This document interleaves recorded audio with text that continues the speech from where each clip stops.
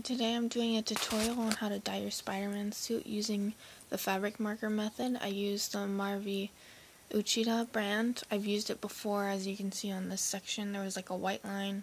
I used this like a year ago or something. It does not rub off. It does not. And if it does rub off on you, you're doing something wrong. Meaning you need to let it dry. But it is washable. It won't rub off on you. I've used it on my gloves before when there was like some extra spots that I wanted to cover. I've used it before, so I'm planning on using the fabric marker for the red spots, and then for the blue I will be using the Tulip fabric spray paint. I have used this a couple times. Even on my other cosplays that's not even Spider-Man related, I've used it on my Soshi Maketsu Kami pants. It made them stiff and bloated looking like in the anime, kind of like Inuyasha pants. And it'll make it a little stiff depending on how many layers you do it. Well, mine was like almost like 100% like polyester or something. So that's why I had to do it a lot. It was white pants. And I wanted them black for my cosplay, so I just kept layering them and layering them and layering it and layering it just nonstop. Because it was a polyester, it wasn't taking the colors very well, but it did work and it made it stiff like I wanted. With this, you won't even need to layer it that much for the tulip spray. With this, the markers, it's not going to take very long. It really won't. You just have to be generous with it.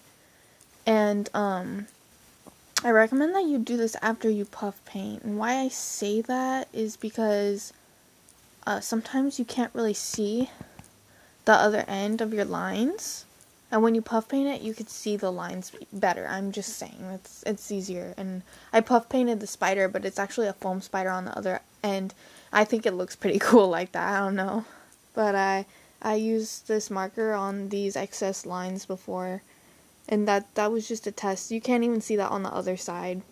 I think that this was the marker. I don't know. But the belt is 2 layers, so I was just experimenting. That was the old web line, believe it or not. And using my patching method, I covered it up. So with this marker, I'm going to have to go over it on the top layer right here. And it's actually 2 layers with super glue and puff paint. Some cool method I came up with. So what you're going to do is you're just going to regularly go at it. Just how you'd regularly use a marker on your t-shirt or something. You can go under the web lines if you like, because sometimes when it stretches, you could probably see some white underneath it. I'm just going to go under the web lines just in case. Probably how it should look like anyways. And I haven't finished up the back all the way. I think I want to do another layer of puffy paint on that. And just try to go with the way that the spandex is, the grain on the spandex is. You can go against it if you'd like. Do whatever, but I think I find it a lot easier to go with the lines. It just is easier for me. I don't know what your preferences. And then you can wait a couple hours for it to dry. Put your finger over it if it's still wet or not. Just from the back, not from the front. Because that's where the ink is coming from, the back. And then you try to cover it up as much as possible. If you need to do a second layer, do a second layer. But you don't really need to do that much layers unless you really want to. And the colors are so rich. Like when you use tulip spray red, in some cases, it'll look kind of pinkish. I've seen. But these markers, the colors turn out a little bit darker, and that's what I like. That's what you want, because when it stretches, then it's not going to show through. and I did it, before I did this, I did it on my glove, my extra glove that was shorter, and I didn't use it anymore because I cut my arms where they were supposed to be on my 7-piece suit, this one. And wow, I am just amazed at the results, and I can compare this little section in against the rest of it, and this will be noticeably richer in color. I can do it right now since I just finished up with that section. Don't want to mess it up. And you can see there's a slight difference. It looks way more richer right here in comparison to that. And when you stretch it, it's just gonna show red instead of white. And you can see, since I saturated it, it's going to show on the cardboard. But it looks really cool. Really nice. I really like it.